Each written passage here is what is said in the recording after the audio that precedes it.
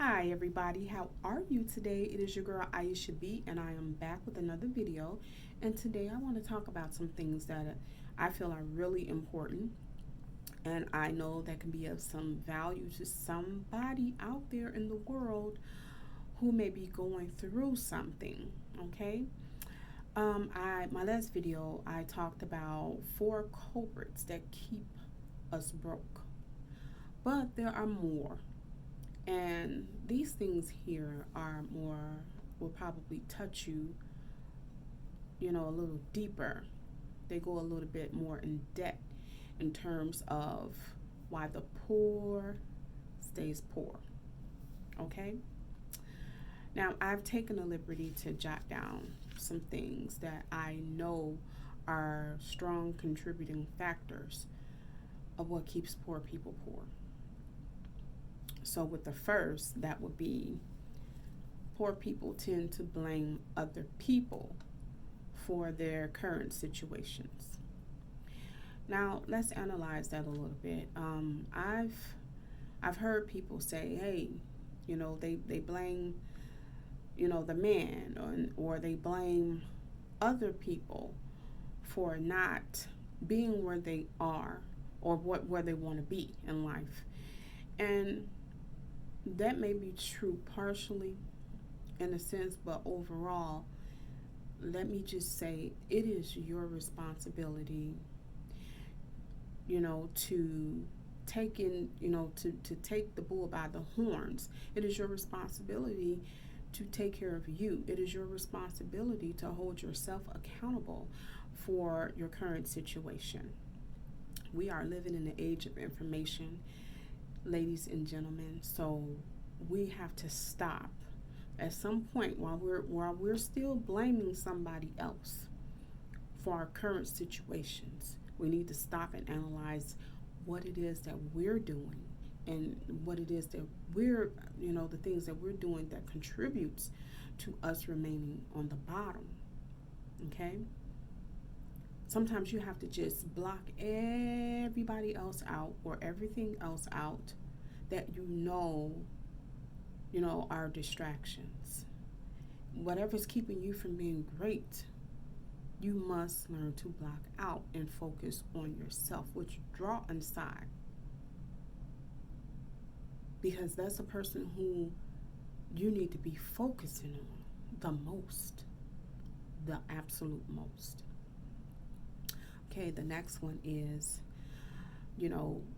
spending your entire life punching a clock, working for somebody else. And I'm not knocking, a job because, I work a job. But what I'm saying is, while you're spending time focusing on just solely working for somebody else, ask yourself, whose retirement are you working to? Are you working for? Yours or theirs? Because what's going on in the economy, we're not even certain if by the time we do retire, Social Security will be there for us.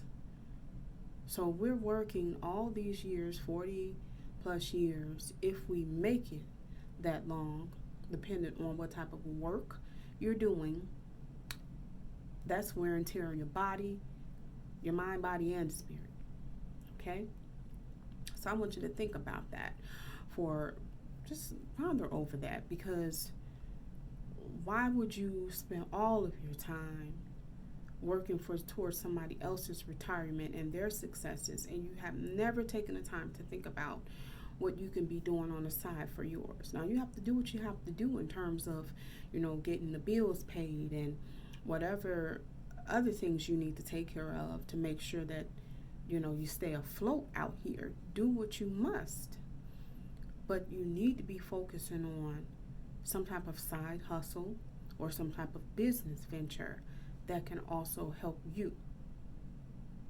Let your job be, your the fueling that you need to kickstart what you need to do as far as on the back end, as far as your own business.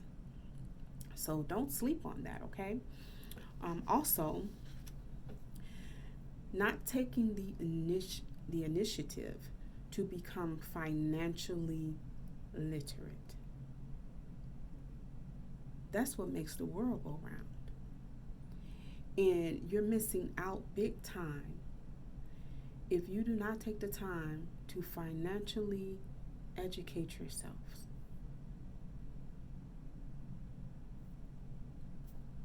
We were not put on this earth, guys, to be poor, to be struggling. We were not put on this earth for just that reason alone. Heck no. We were here to be great. That's what I believe I am, and I believe you are too.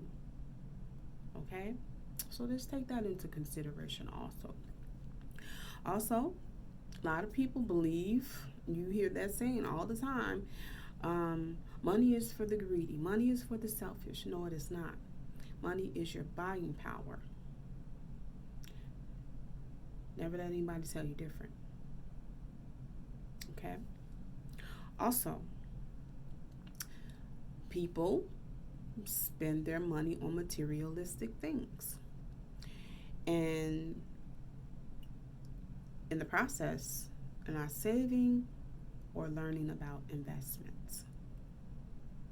Now, let me just say, I know our people, we like to look good. We like to get out there and stunt. We like to get out there and, we love to dress to impress. That's just what it is. And let me tell you, I love to see us looking good, looking fly or whatever.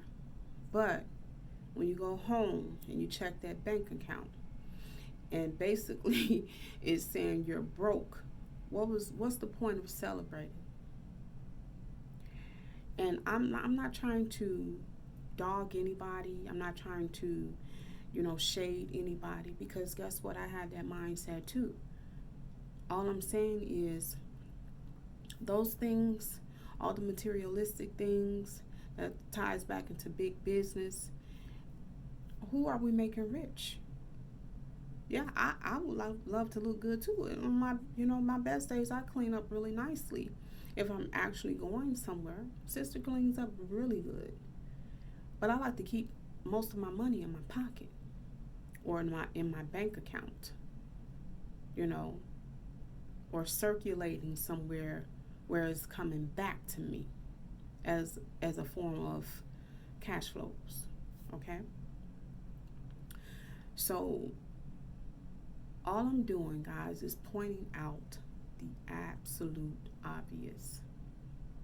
I don't know if somebody knows these things or not, or have pinpointed those things, but like I've said before, when you pinpoint a problem and you know how to go in and tackle it, to eliminate it, to minimize it all the way until it is absolutely eliminated, that's what we need to be focusing on. The more money you have, then the more leverage you have to use it as a source of buying power, and not anything that's taking your money out of your pocket. That's a liability all day long. Okay? And lastly, the ultimate mistake, which I've made myself, is maxing out your credit cards. That's an absolute no-no. You do not want to do that. Okay? Already, most of us are robbing Peter to pay Paul.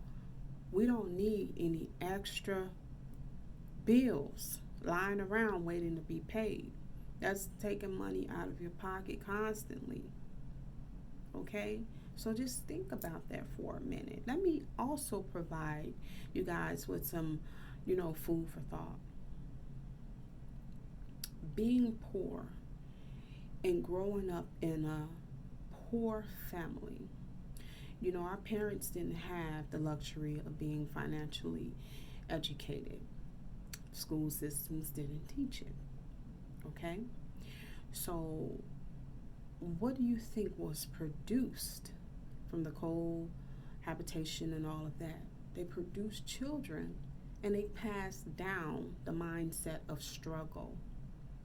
Now, I know we've been through some things, and history tells us, you know, what we've been through.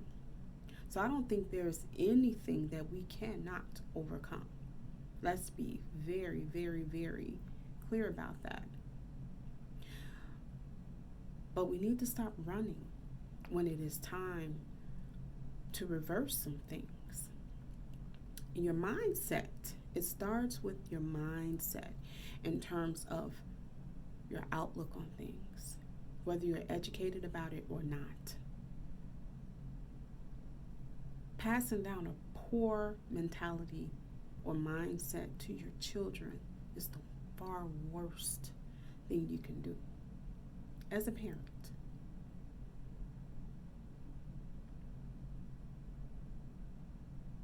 So, with that being said, I feel like when you know better, you do better. I want to teach as a parent, my child that the sky is the limit. So we start off with the financial literacy information. And then that, gets those wheels churning inside. We owe it as parents, not only to ourselves, but we owe it to our children too. Teach them the game early. Learn it yourself so that you can teach them. That way, we break all those generational curses. Okay? So with that being said, again, I'm your girl Aisha B, and I just came here to drop a few jewels, and just to speak love and light into my people. Thank you for taking the time to watch this video. It's rare that I get a chance to get on here like I would like to, but that's coming. But on the flip side of things, guys, if you enjoyed this video, hit the like, share, and subscribe buttons, because I can use all the eyes I possibly can on my videos. And just a girl out here, just like you guys, trying to make it and make it make sense, okay? If it isn't about money, it does not make sense. All right, and especially in this day and age of what's going on, with all that's going on, guys, we have to learn how to recession-proof ourselves so that we're not caught in the mix of something that, doesn't really have anything to do with us. So, with that being said, I love you guys, and until next time,